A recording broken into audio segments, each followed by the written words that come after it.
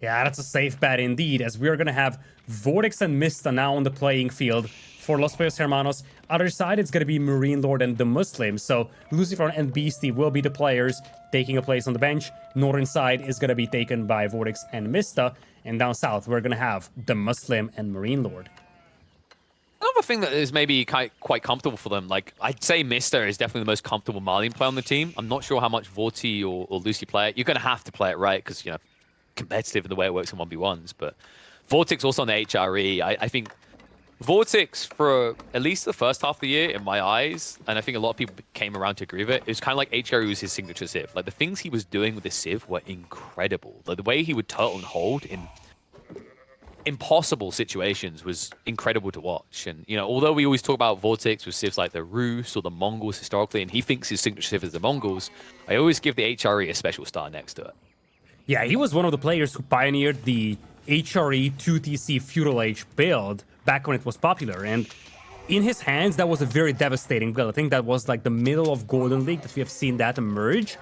And once again, the story was the same as what you said. He could get away with 2TC's HRE because he was so effective when it comes to defending with the HRE, even in Feudal. Exactly. And, well, we'll have to see what he can do with the HRE in a situation where I'm expecting aggression. You know, someone we mentioned with this is HRE would have been good on any of the maps. So picking it here feels like you're putting your best foot forward. And, well, I don't blame them. So far, Los Pollos Hermanos have been trailing for every game in this series. This has been the redemption arc. Maybe now, for the first time in this best of 7, they can take the lead. It's also the momentum coming into game number 5. It's not just the fact that they won game number 4, it's how they won it. An absolutely stunning move from MarineLorD to go 4 Camel Riders, wins the game in less than 16 minutes, and that's how they got back into the series. Momentum is on their side right now, and as you said, just put the pedal to the metal, try to secure a win over here, and be the first team that moves on to match point after being down 2-0 at the beginning of this set. You mentioned game 4, but let's not forget game 3 as well, right? Like game 3 had a lot of dominance to it, right? The way that snowballed out of control, where they essentially made DeMusliM look irrelevant in it. They removed him from the equation entirely. Then you go into game 4, where it's a 1v3 with MarineLorD doing his best Optimus Prime impression possible from the movies. Now we head into game 5. Like, I don't know how you top that. Do DeMusliM and MarineLorD have to lose to Wolves? Maybe a ball? Well, maybe to the Monster Quarry, because MarineLorD, he doesn't want to go for the trade network, he wants to go for the query. So, I guess, in a way, we receive an answer to one of the questions before this game. Is there any shot of a Malian trade? Sometimes we see teams attempting that, especially forfeiting the main gold in the middle and just saying, okay, we can live off from trade. That's not going to be the case over here for MarineLorD. I'm really not convinced, but I know Malian trade is strong, but like at the same time, you're sacrificing neutral trade posts because there aren't none on this map, which means you're missing out an extra 30%. You also can't get maximum range. Like if you were to take the wood line from one side and push it to the other, that's like what, a fifth of the map length that you've lost. So really not the best of exchanges. I know that Marlins get a lot of trade, and I'm not disagreeing with that, but if you compare it to other maps, like the return on your investment is a lot lower, I'd say. I think the emphasis is on the fact that if you compare it to other maps, if this was a map that we commonly play, if this was a map that you could pick any civilization for without having to worry about your civilization picks on other maps, then you could possibly think about it, especially in a 3v3 setting. But as you said, Malians are just better put to use elsewhere in most cases, but obviously, MarineLorD is going to pick it because right now in game number 5, we have all civilizations available once again. So might as well just pick one of the strongest combinations available in 2v2 to secure a win here and secure yourself a match point. You're definitely securing someone here, securing some annoyance in the MarineLord's mind as he has to forfeit the houses, getting torched down around here. But I think the other thing is this map is kind of baity for trade because like I can just wall up and do it, right? It's free now. Problem is, like, whenever Marlins do that, a good counter to keep in mind is you just go straight for the sacred site as quickly as possible. And you build walls, and you build outposts and wood fortresses in this situation. Because Marlin players don't deal with static point defense as well. Like, you don't want to be diving them with Musafadi warriors because they have no armor. Javelins obviously are not going to kill buildings. Archers are not going to kill buildings. And it's not often that you see Marlians build siege either. Yeah, there is a villager arriving into the base of VortiX to sling some cattle, so there's gonna be some level of slinging here by Mista. And then the question is, how are they going to proceed? If I would have to make a guess, I think the most reasonable thing for them to do is get VortiX into Castle Age, get a Burgrave Palace out to secure map control, secure the sacred sites, and then just have Mista stay in Feudal Age for the rest of the game. Spam Javelins, spam Archers, support that with the Burgrave Palace, and then force MarineLorD and DeMusliM to assault the central sacred site. Yeah, I'd be surprised if he rushes Castle Age, but I definitely would love to see a way in which Mista can get a Javelin Force out early. Something to keep in mind, by the way, is his choice to go for that Manta Quarry. Although it gives him the additional gold required to start pushing out this cattle super early, he did, as a result, sacrifice that pit mine area with all those houses being burnt down. Had he gone for the alternative, even if he didn't want to go trade, it is an outpost, right? That's why some players do it, because they're stingy on the wood. Alternatively, you know this pressure's coming, maybe just set up an outpost super early so they can't do it in the first place.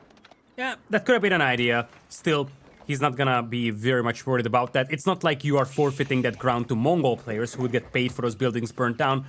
In fact, I would dare to say that it is probably a good scenario for you if the opponent's spearmen are torching down your houses rather than, let's say, harassing the HRA player's gold mine. Speaking of which, that Goldmine is being annoyed a little, but the Prelate, of course, is able to heal all through this. Arkan Chapel's nearby, so you can quickly just rebuff everything in between this pressure. Although remember those Spearmen, they do hit for 7 damage these days. So you have to consistently heal through. You know, something to keep in mind is that by doing these cattle pushes early on, you are saving the HRA player from needing to go farms. Because he's not getting out of his base, right? So he has to go farms. Yes. If you do that, then the HRA player misses his Burgrave timing entirely, and he gets countered. Yeah, quite a few cattle out there already. Burgrave is complete, and this is where you would expect, well, first of all, Man-at-Arms need to pop out. There is little food over here for VortiX, so he need to force drop that. But yeah, right now, the playing field in the middle is wide open to be taken, and this is exactly the direction that they need to go, I feel. You don't need to overcommit to pushing into the base of either of the opponents. You just want to secure the sacred site in the middle and then play a defensive game. Yeah. Now, one scary detail is that on the other side, we have 2 players going into Castle. Both MarineLorD and DeMusliM are on the way up. That, I don't think will have been expected. Like, usually the Roost player plays Tempo Aggressor, he masses Cavalry, and he just raids around the midfield. And then you play for Sacred Site. But we did mention this element, like, if you sit back, Sacred Site can be capped. And this Castle Age timing, they have a way of doing it as well. It's not just VortiX anymore. I'm also worried that VortiX could get hard countered fast in this game. Like, MarineLorD, yes, he's going to be building Horse Archers, decent damage output, even though you're armored, and then consider DeMusliM adding in crossbows. It's pretty spooky to think about. This window is closing rather rapidly over here for VortiX, and looks like the Sipahi might even be able to yoink the Prelate. This is going to be close. Oh, man. It doesn't even feel that close, the Sipahi. He's full health, so that guy is definitely dead. Yeah, Meta coming in clutch. And by the way, like, something else that's pretty spooky in this game is how this whole play by MarineLorD and DeMusliM could have been reactionary and informed by the greed of VortiX and Mista. Because if the plan is to mass Horse Archers and crossbows, you know what the counter is, right? It's Javelin Throwers. Yeah, but Mista had his houses torched, and he has spammed a lot of cattle in his teammate's base, which means he doesn't have much economy to use himself. Yeah, as I said, if you want this combination to be successful, you have to get military contributions to the Malians as well. But there it goes for Mista, Frimba Garrison on the way. And don't forget, as you said, if we see Horse Archers from the Roost player and then crossbows from the other, then the Javelin Throwers, it's going to be a great response. Well, how about this for a great pivot? MarineLorD doesn't even go for the Horse Archers. They're both massing crossbows here. What an interesting approach. It would give them surplus wood to go into siege workshops if they want to, right? Because they'll have the passive siege from DeMusliM, and then you can add Mangonels your own, and then you don't ever get threatened by the Javelins, because they just get annihilated by Mangonels. The only thing I'm missing for VortiX is Vols on the right side. Mista is Volt from the left. He can't really be raided. In fact, they're even voting those choke points in between them. But they need to ensure that VortiX isn't going to get his base pushed. Because, you see, the focus is entirely in the middle. And so much so that Mista even built his Frimba Garrison to the front, just so that he can reinforce these units in the middle. They are playing that Burgrave plus Javelin all in, but instead of trying to push the opponent's base, they just focus on the sacred sites. The only thing they need for that is walls at VortiX's base, so he never gets harassed back at home. I think their thought process is like the HRA player should never be the target because he's got the men at arms always pushing, right? So it's the hardest thing for them to dent. Also, for an HRA player, they're really picky about this because their villagers are so efficient, they don't want to take them away from gathering. Anytime you're building walls, that's idling your villagers. That's why Burgrave can feel so good for these players, as long as you can afford it, is because you do tech up and you don't have to build 5 independent Raxes with 5 villagers not working the whole time. Whoa! Volo. Nice little nice Volo out there. Volo is also incomplete. Exactly. I love how he just ditches the relic and runs as well. The best part of it all. Like, this has served its purpose. First couple of javelins now arriving, though. Only a handful of crossbows in the middle. You do have a mangonel out there already for DeMusliM. That's the big X factor. You need to find a way to deal with those mangonels, and I'm not gonna lie, I would love to see 1 or 2 Springles being mixed in by VortiX or MarineLorD either. Because I feel that so many times you see this infantry army just getting wiped out by mangonels. Just 1 or 2 Springles could work wonders here against those mangonels.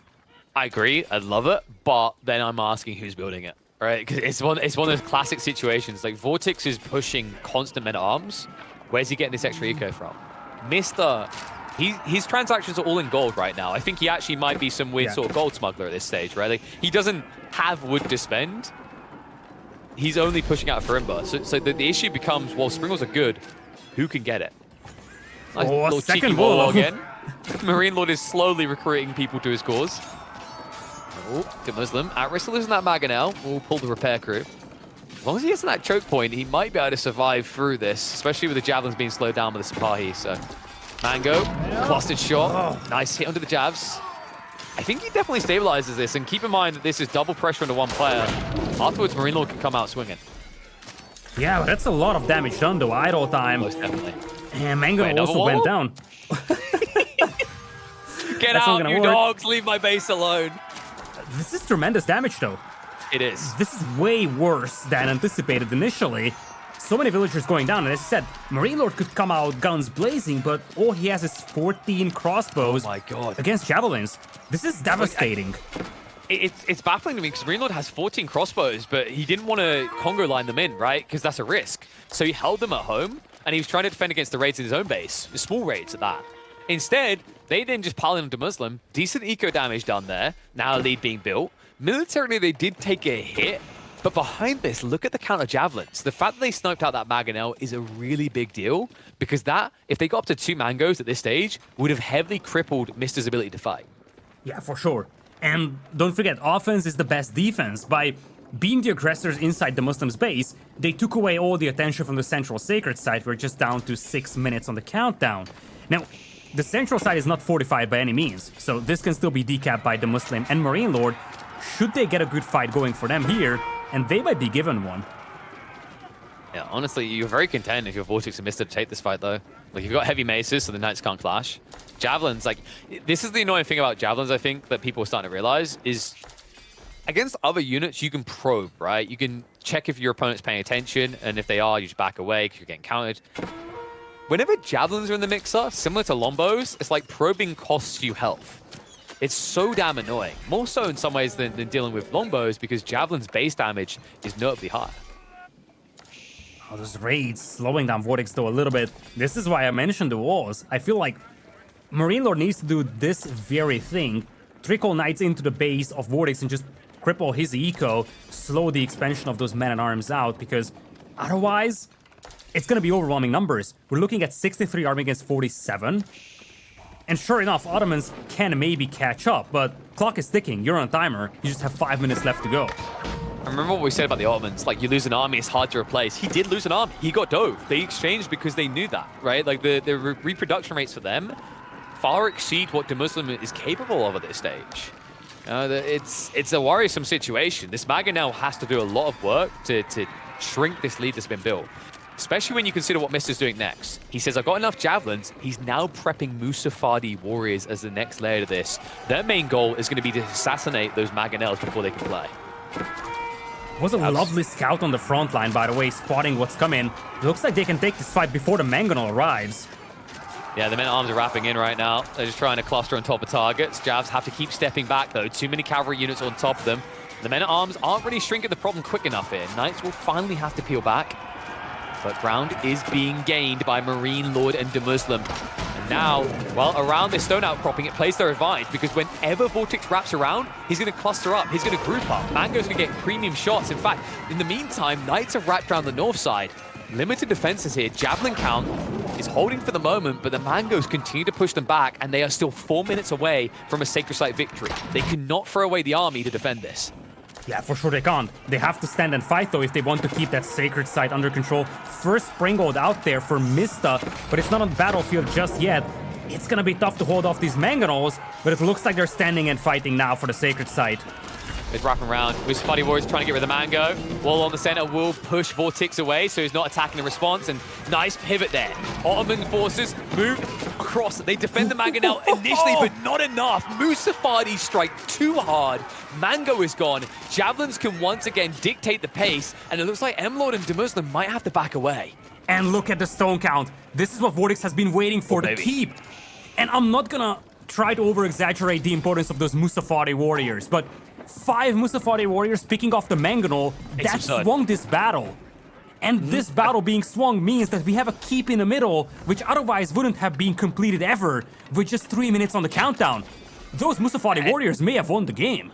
Because remember, like, they can stealth, right? Like, it's annoying to try and see when we're casting because there's no indication. I wish they'd changed that. But, like, those guys got so close before they've even seen. DeMusliM tries to react, but crossbows in that quantity aren't insta-sniping the Mustafadi. They don't get bonus damage. It shows you the power of this unit. I've watched it time and time again assassinate Siege. For the Malians, this is their version of the Horseman. So effective at sniping out Siege when left unguarded, as it frequently is. But second Mango rides up. They have to be fast. Castle is almost done.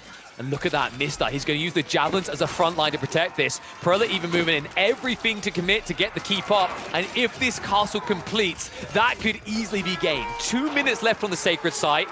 Villages have been blocked out. Only 3 of them left. And enough crossbows to keep them at bay. VortiX and Mista were forced to all in, and they could not hold against it. They have been pushed back. A decap is going to come through. And MarineLorD and DeMusliM have turned this game on its head. I cannot believe what I'm seeing. If you have 2 more villagers out there, this castle completes. And it's game over for MarineLorD and DeMusliM. Now they're decapping the Sacred Sites. It's a full commit by VortiX pulling the villagers, realizing that it's too little too late. It is gonna be a decap. The castle gets cancelled, and this game goes on. Question is for how long, because this all-in for VortiX and Mista is falling apart. And MarineLorD and DeMusliM could easily take game number 5 now for their team. And now they're looking to secure it indefinitely. They say, Mr. VortiX, you had your win condition, you missed it. Now it's ours to take. Ours for the keeping here, as they're going to drop their own castle on the hill. And in the meantime, they're going to raid in the economy. Mr. His eco is going to be in shambles. If he can't access this gold, he has no way of keeping up for garrison production. And behind this, VortiX seems to have been completely dismantled. He lost several villages, he pulled additional ones to the front that did nothing, and his men-at-arms count is not what it once was. Such a small detail becoming the difference maker, really. That castle was 95% completed. If VortiX pulls 3 more villagers, that castle would have been finished before the army arrives to stop it. Unbelievable. It's such a small detail, and it could easily be the difference maker between these 2 teams in such a violent and cutthroat series. It's one of those crazy ones where, like, it's your all-in win condition. Maybe you could have brought more villagers, but from VortiX's perspective, he needs to keep more men-at-arms coming. A keep alone isn't good enough. You need to have things to stand on there. And I don't necessarily blame him for not bringing crap tons of villagers, right? Because if you think about Mister's comp, he doesn't have heavily armored units. Exactly. They can't just stand there. So the men-at-arms have to do the business in that regard. It's just an unfortunate circumstance for him. Exactly. And a great read by DeMusliM and MarineLorD. Exactly, you can't expect him to pull 25 villagers. He pulled 8, thought it's gonna be enough. It's just such a small and unlucky detail that 10 probably would have made it. 8 was insufficient. And as dominant as the previous game was here, as big of a momentum that gave to VortiX, Mista, and Lucifron, now momentum is back in the favor of the Chimps because this is a gigantic win if they can secure this game. It's monkey madness. They've taken the lead again. They say, no, no, no. 5 games in, Los Pollos Hermanos will still not know what it means to lead. Chimps lock in King of the Hill, and they find themselves now 1 game away from eliminating a tournament favorite and making it to the grand finals. What an absolute madness we are seeing. And if you look at the final scoreline of this series at the end of this day, you could easily come back to this game and say, okay, this may have been a difference maker. So close yet so far is the story for VortiX and Mista in this one. They were 2 minutes away. That keep was nearly completed. But then the timing is perfect for MarineLorD and DeMusliM. They stop the keep, take the sacred site, and take game number 5. And they move on to game number 6 as the team with the match point at hand. And there's going to be a lot of discussion on like what happened to the other keep, right? Because there was two keep rubbles near that sacred site. Of course, VortiX cancelled because he realized his first one was too defensive.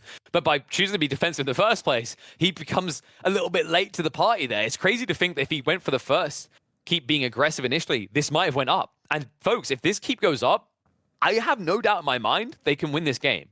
Because although they'll lose the whole army in the process, they will keep troops on the sacred site. And as long as they do that, they win the game. It's just crazy to think how close this game was to being a definitive win on one side and how quickly it flipped. But that right there in its essence is the beauty of team games.